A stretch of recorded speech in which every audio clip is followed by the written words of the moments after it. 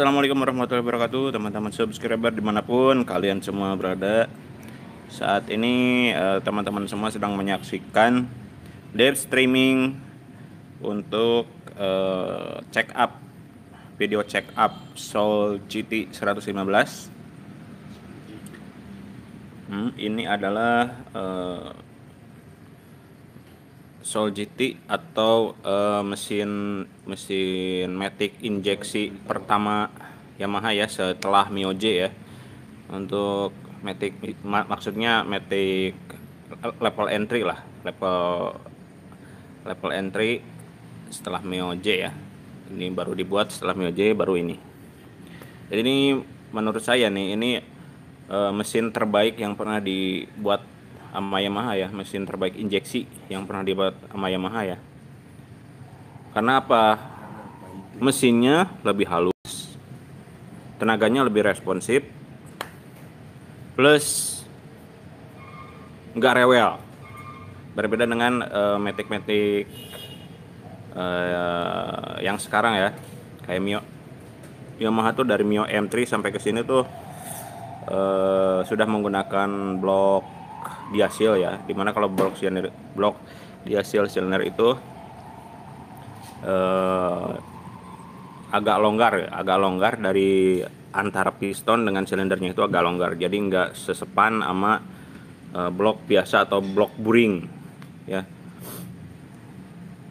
Efeknya apa kalau diasil silinder tuh penyakit kronisnya itu biasanya pampir oli ya, suka pampir oli, tapi kadang-kadang itu juga ya. Jadi ini menurut saya hasil karya seni Yamaha terbaik ya, dari mesin matic entry levelnya. Ini yang terbaik selain Mio J.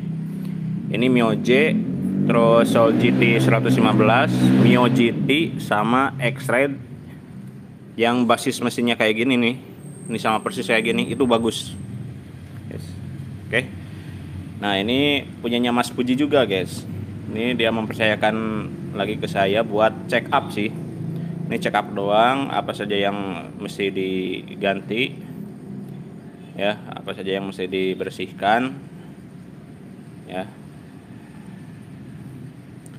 Kalau motornya mah nggak ada keluhan sama sekali sih, masih enak sih. Saya kemarin udah coba juga, tenaganya masih enak. Ini saya nyalain ya.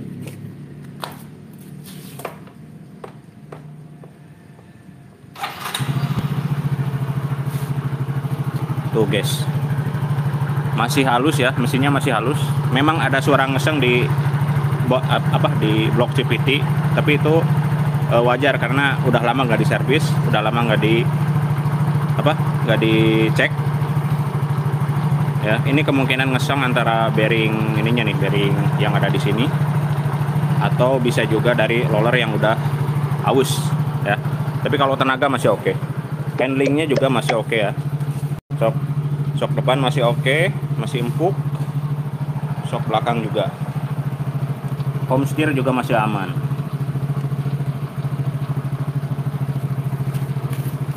Tiga saya tidak aman home steer. Dia celeng. Ini yang bunyi gantungan kunci ya guys, dan suara home steer. Masih enak guys. Sok belakangnya juga masih enak. Gerakin nih.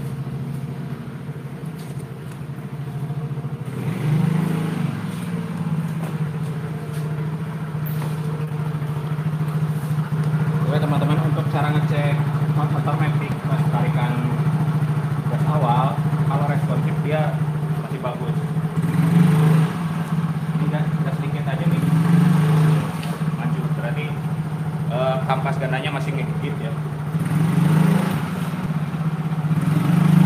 Ini masih bagus gandanya.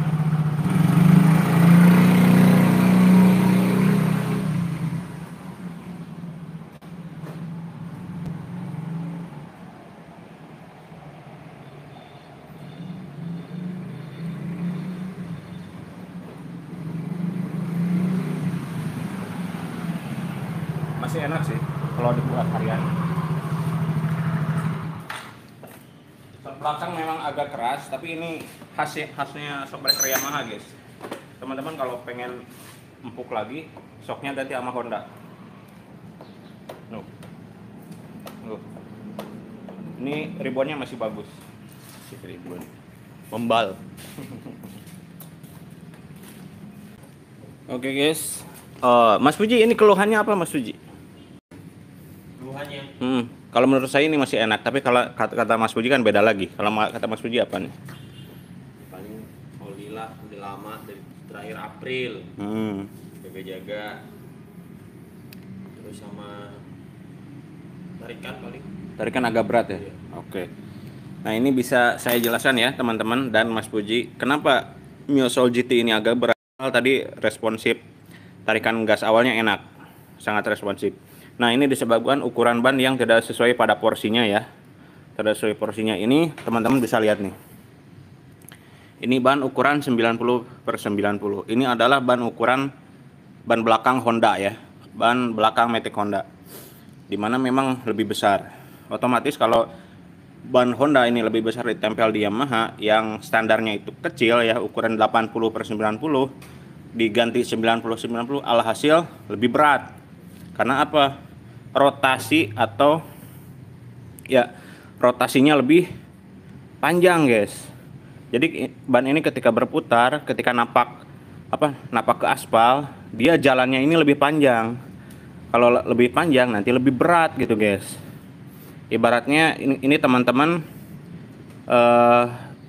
kayak motor bebek nih. Motor bebek biasanya pakai gear 36, terus teman-teman ganti pakai 35. Alhasil perbandingan antara gear dengan bannya itu kan jomplang, jadi jauh. Alhasil lebih berat. Nah ini juga sama ya. Yang tadinya pakai ban kecil, ban 80/90 yang lingkarannya segini, diganti sama yang segini.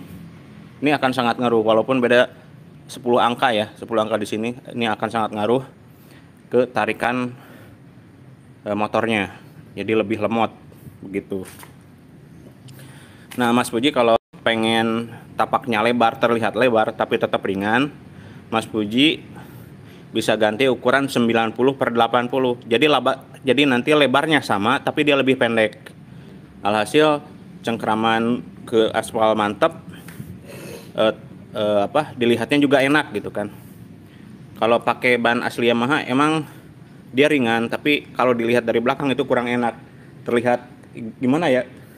Terlihat cungkring gitu guys. Si motor itu terlihat cungkring. Nah, gitu ya teman-teman, ini masalah ban. Kalau mau terlihat enak dilihat dan tetap ringan, pakai 90/80. Jangan pakai 90/90 ya. Ini ban Honda nih. Itu. Oke, untuk indikator utamanya kalau motor itu bisa dilihat dari filter udara ya. Ini kalau teman-teman motornya masih ada filter udaranya, masih dipasang, bisa dilihat. Kalau filter udaranya kotor ya kemungkinan throttle body juga pasti kotor.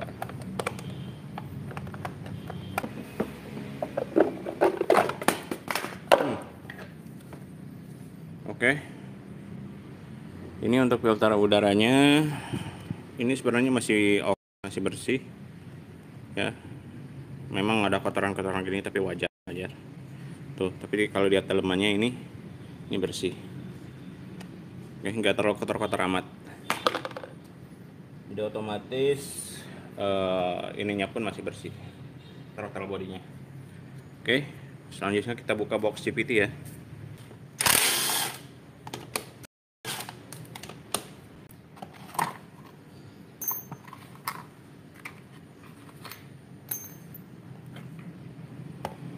Oke, untuk filter atau busa filter CVT-nya ya. Wah, ini udah rontok. Untuk busanya ini udah rontok. Ini fungsinya adalah untuk menyaring udara yang terhisap dari atas ini nih. Dari atas ini dihisap.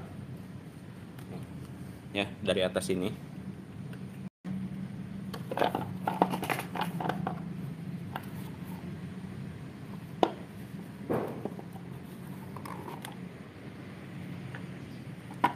dari udara dari atas sini ya. Dari filter box juga sih, dari box filter juga ya. Udaranya masuk ke sini, dihisap sama kipas puli ya. Kipas puli depan menghisap udara langsung. Nah, untuk hisapan udara puli depan ini fungsinya adalah untuk membuang residu-residu sisa kampas ganda yang terperangkap di sini. Dia keluarnya lewat sini nih ya. Jadi dia menghisap lalu menyemburkan udara, nah nanti keluarnya dari sini nih. Ini kan ada lubang ventilasi itu teman-teman ya. Itu disedot dari sini masuk ke sini, disaring lewat busa tadi, masuk disedot sama kipas puli ke dalam lalu disemburkan supaya membantu untuk menghilangkan residu-residu yang terperangkap di kampas ganda ya. Walaupun tidak sempurna sih sebenarnya, masih selalu ada sisa-sisa kampas ganda yang terjebak di loncengnya. Nah, itu fungsinya adalah seperti itu ya, untuk membersihkan area lonceng walaupun tidak sempurna. Jadi kalau misalkan teman-teman pas bongkar CVT terus kotor, terus asumsinya udara dari sini masuk, udara kotor masuk dari sini ke jebak di sini, itu bukan kotornya, itu bukan dari udara luar ya, atau bukan debu dari luar ya, melainkan dari sisa residu kampas ganda sama roller ya. Yang namanya roller atau kampas ganda itu kan selalu bergesek, dan kedua benda itu adalah benda yang gampang sekali tergerus ya. Kalau tergerus atau kalau roller kan bergeraknya ke dari dalam keluar tuh. Terus kalau ketika RPM rendah dia di tengah, kemudian kalau di RPM atas roller itu akan pindah ke atas, jadi membuat pergerakan puli depan maju mundur gini, gitu. Nah, pergerakannya ini kan bergesekan ya, antara rumah roller dengan roller itu bergesekan. Nah, alhasil residu dari sisa gesekannya itu pasti akan menjadi debu. Begitu pula dengan kampas ganda ya. Kampas ganda juga dia bekerjanya ketika RPM sudah mencapai RPM tertentu, misal udah 2000 RPM, dia baru ngegigit loncengnya atau mangkok gandanya. Pok. Nah, ketika terjadi gesekan antara kampas ganda dengan loncengnya, itu akan menimbulkan sisa residu juga atau sisa debu juga ya, atau sisa-sisa dari kampas ganda yang tergesek tersebut. Alhasil lama-kelamaan akan menjadi debu dan menumpuk ya, sehingga karena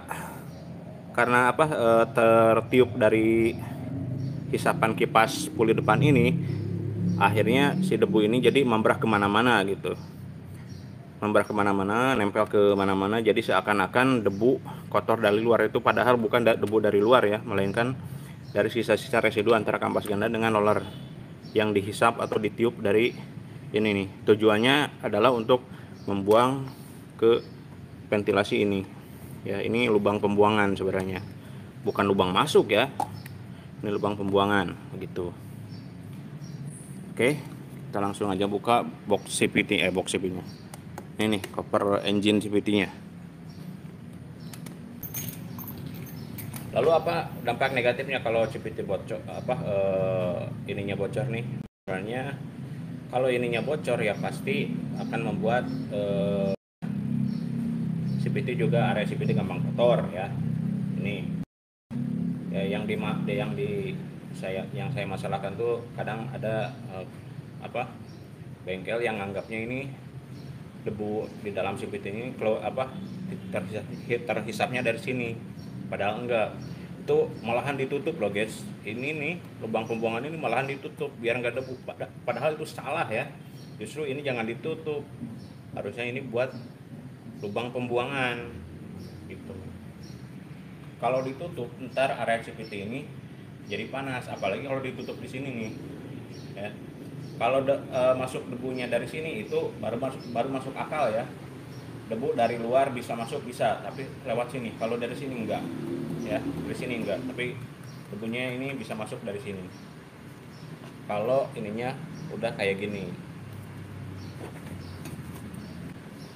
Ya, dan teman-teman mesti hati-hati ya, ini lubang pernapasan oli gardan ini jangan sampai kebuka ya, jadi harus tertutup, harus nyambung sama ini, nggak boleh terbuka kayak gini nih. Kadang saya melihat di jalan tuh teman-teman pengendara yang ini nih, ventilasi selang ventilasi oli gardannya ini kebuka. Itu berbahaya, sangat berbahaya ya, apalagi kalau hujan nanti air bisa masuk dan mencampur air dengan oli gardan. Dan kalau tercampur oli, si airnya tercampur oli gardan ya, nanti di dalamnya ini si gearboxnya ini akan rontok. Oke, ini untuk kondisinya. Nah, ini yang menyebabkan suara ngeseng nih. Ini dari sini nih. Bearing ini nih udah ngeseng nih.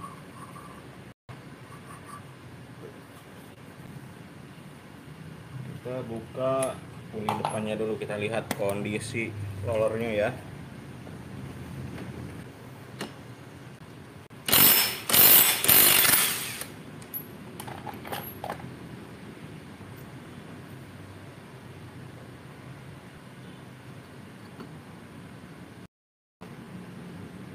Ininya udah jelegong sih guys. Ya. Udah ada di sini nih, udah ada.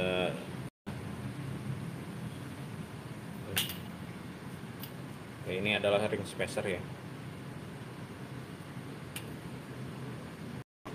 Ini kemungkinan yang punyanya jarang ngebut ya. Ini habisnya cuma segini, nggak sampai sini maksudnya.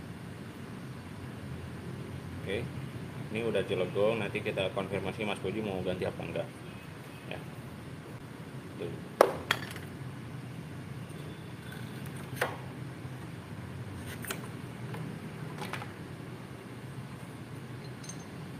Oke, wah, roller udah peyang guys. Tuh, udah jadi huruf D tuh. Yang tadinya huruf O jadi huruf D. Oke, roller udah habis. Udah pada peyang-peyang gini.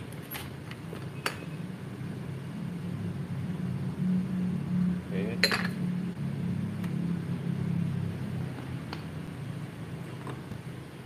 Untuk karet triple phase-nya saya coba tes dulu ya.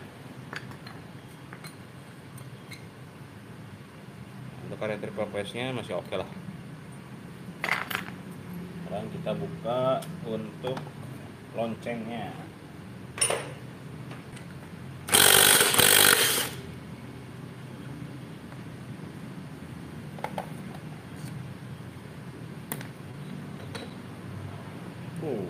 Debu ya, tapi ini debu wajar ya. Ini memang harus dibersihkan ya, tiap servis ini harus dibersihkan.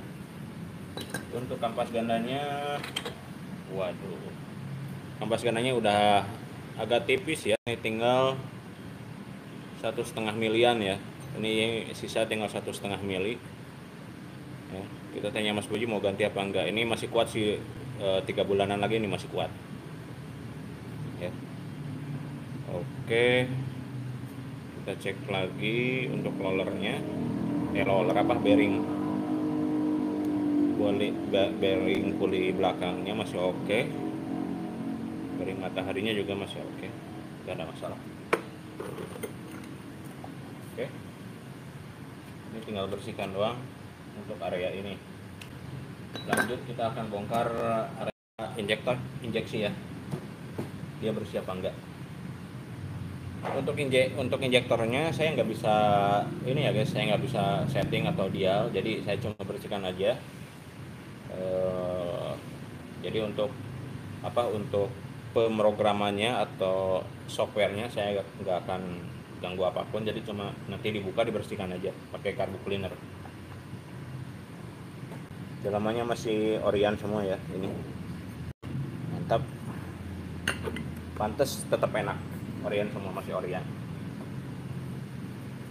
Untuk fan bel ini udah tipis ya guys, udah agak tipis ya. Paling nanti saya minta Mas Puji beli satu set aja fan bel sama roller.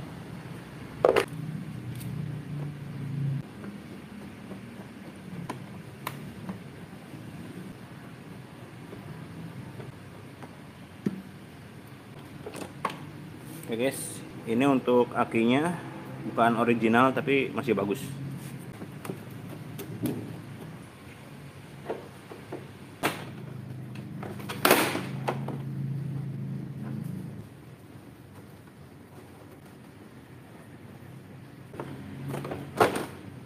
Oke, selanjutnya kita akan buka ini ya guys,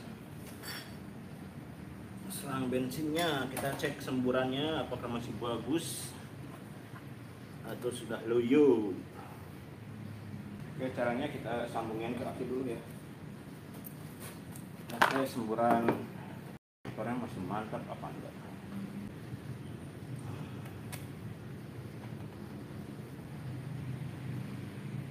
Oke, sudah tersambung. Kita akan tes semburan ininya, bensinnya enggak ada ini ya.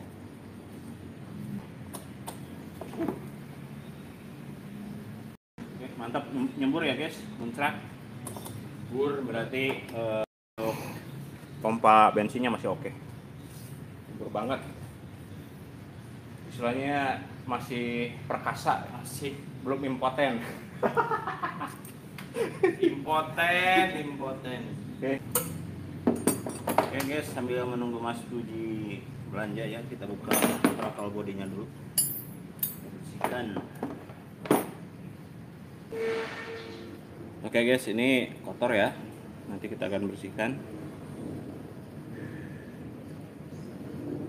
Ini kotor wajar sih.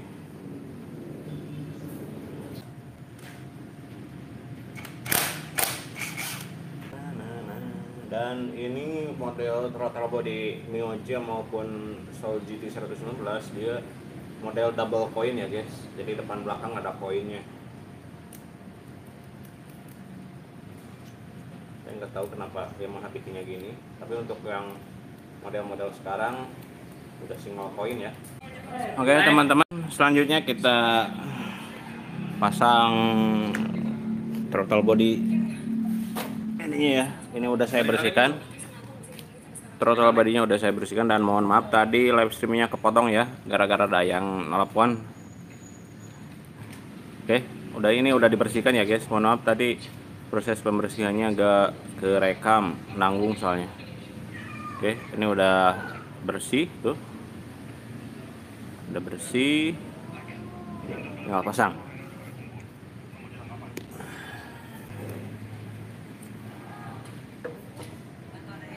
Saya lek belinya satu.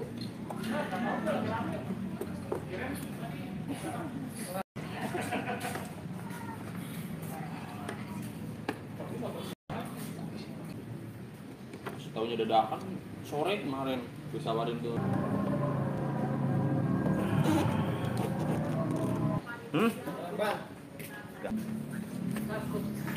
Oke teman-teman, dan ini untuk rollernya. Ini salah juga sih, ini pakai kode 5LW, ini lebih berat nih daripada Mio J ya, ataupun Soul GT 115. Ini nanti efeknya bakalan dia tarikan awalnya berat, tapi top speednya lebih dapat. Tuh.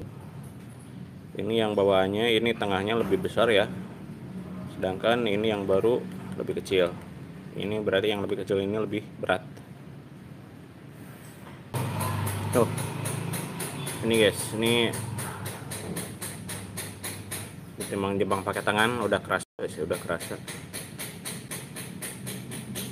Ini kayaknya beda sekitar 2-3 gram ya bedanya. Ini lebih berat. Untuk berat bawahnya saya nggak tahu ya, teman-teman cari aja di Google roller Mio J atau Mio Soul GT 115 berapa beratnya. Ini kayaknya ini Mio Smile ya, 5LW ini yang baru ini Mio Smile kayaknya. Saya lupa bro, saya nggak nginget kode. Oke, kita masukkan ya kayak gini aja.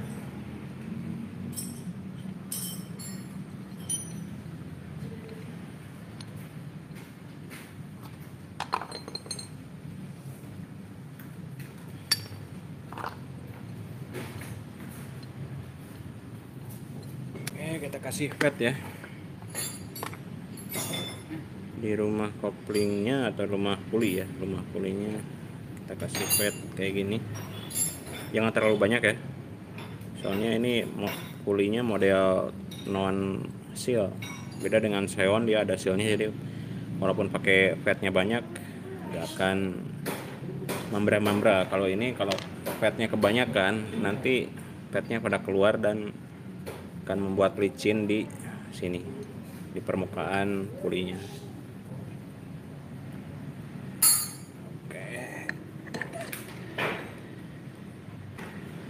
Oke, jangan lupa ring spacernya dipasang ya. Tadi mana? Oke. Ring spacernya kita pasang, lalu baru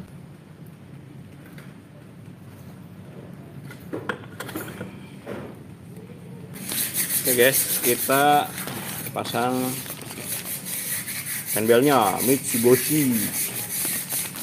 Walaupun bukan ori Yamaha, tapi ini ori Mitsubishi ya.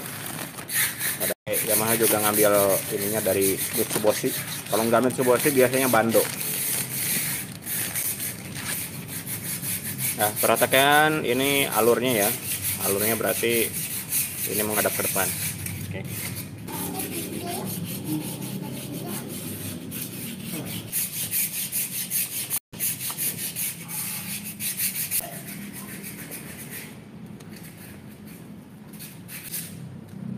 Oke teman-teman, dan ini untuk ringnya, ini ada kode 0 ya. Kode 0 ini adalah menghadap keluar ya, jangan kebalik.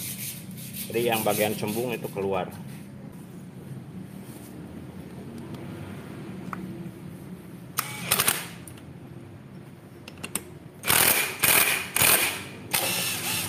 Gandanya, untuk mau gandanya ini masih oke ya, masih tebal.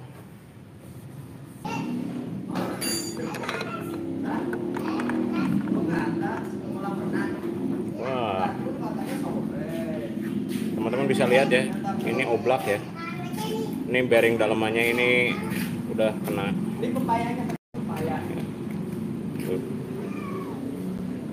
Tuh teman-teman bisa lihat ya, ini udah kena nih ya. Tapi masih aman, kategori aman. Untuk bearing ininya kita kasih juga pad ya.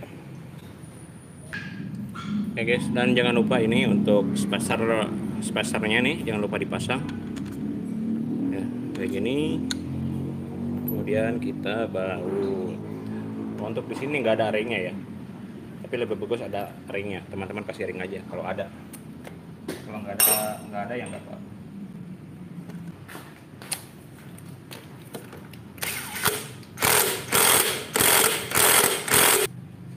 Oke, selanjutnya kita kasih pad di tengah-tengah ini ya, tengah-tengah spacernya, biar nanti masuk ke bearingnya juga licin.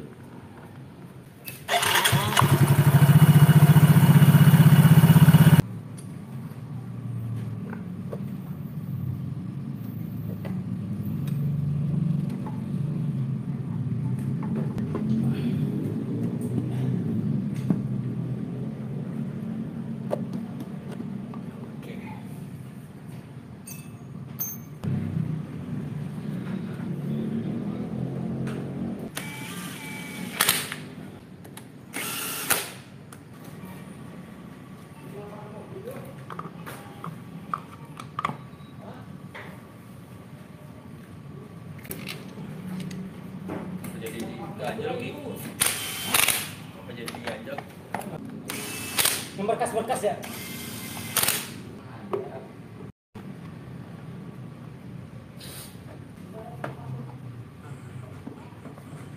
Ayo pulang pakai mobil.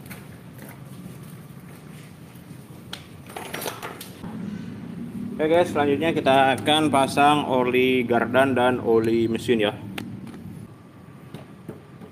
Garpu nih. Mantap. Dah.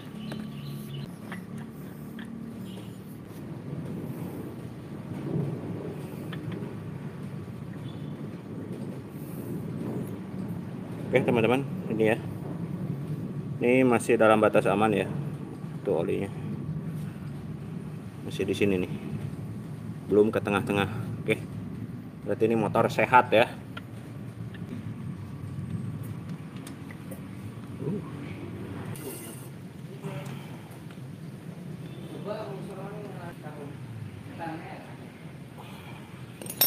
Oke, selanjutnya kita kuras oli gardan ya.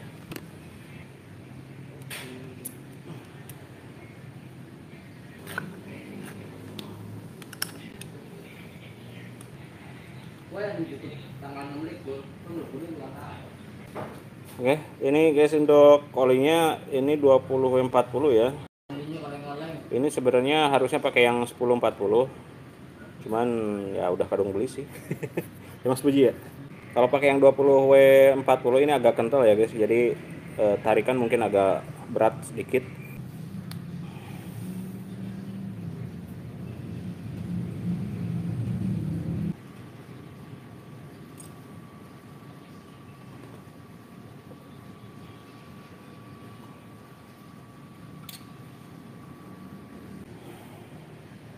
Oke, teman-teman, selanjutnya kita pasang ini ya, oli gardannya.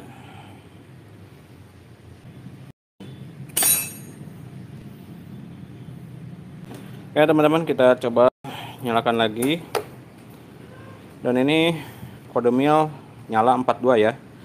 Ini disebabkan karena sensor speedo nggak jalan ya. Karena speedonya nggak jalan, dia muncul kode 42. 4 kali kedipan lambat, 2 kali kedipan cepat.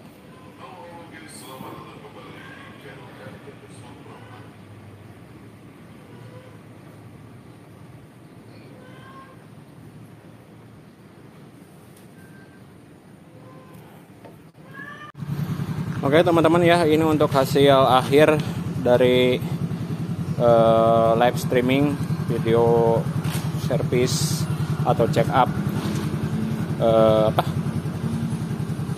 Soul GT 115. Oke, ini udah ganti oli, suaranya lebih adem sedikit ya. Ini suara masih ngeseng karena ini bearing penahan as gearboxnya udah ngeseng gitu guys, jadi susah. Oli gardan udah diganti, oli mesin udah. Tadi yang bikin lama tuh ini nyetel langsam guys. Ini kan kalau throttle body model Mio kayak gini Mio Soul GT kayak gini, dia koin kupu-kupunya ada 2. Nah, satu buat ngatur bukaan bensin sama udara, satu lagi buat langsam si koinnya itu. Nah, itu penyesuaiannya itu susahnya di situ. Tapi ini udah oke, langsamnya udah stabil, udah halus. Kita mau tes.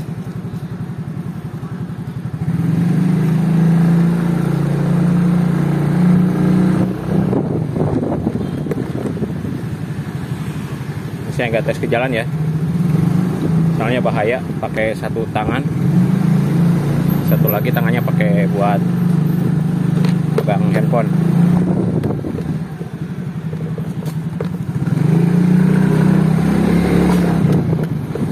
Nah, ini tarikannya agak lebih berat lagi ya. Ini soalnya rollernya pakai roller bukan bawaannya. Ini dikasih roller Mio Smile, kayaknya Mio Smile sih guys. Tapi nggak tahu Nupo apa ya. Soalnya Nupo sama Mio Smile atau Mio Carbo itu bentuknya hampir mirip ukurannya, cuman beratnya beda. Nah, untuk Soul GT 115 Mio J itu ukurannya sama dengan Mio Smile, Mio Sporty, Nupo, cuman beratnya beda. Dia lebih ringan. Nah, makanya ini tarikan awalnya jadi lebih berat lagi. Nah, ini biarin yang punya yang ngetes. Oh ya, ini untuk kode milnya ini belum bisa padam ya, soalnya ininya belum diganti sensor speednya atau kabel ininya nih. Ini kabel baja kilometernya ini di dalamnya putus, belum diganti. Nanti katanya nanti kata Mas Fuji, Pak, lain kali aja ya. Tuh, monggo Mas Fuji.